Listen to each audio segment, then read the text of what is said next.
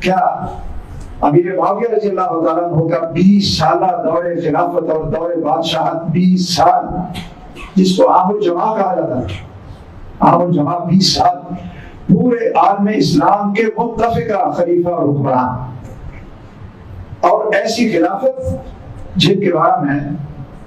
اس دور کے لوگ کہتے تھے، صحابہ اس کی تعریف کرتے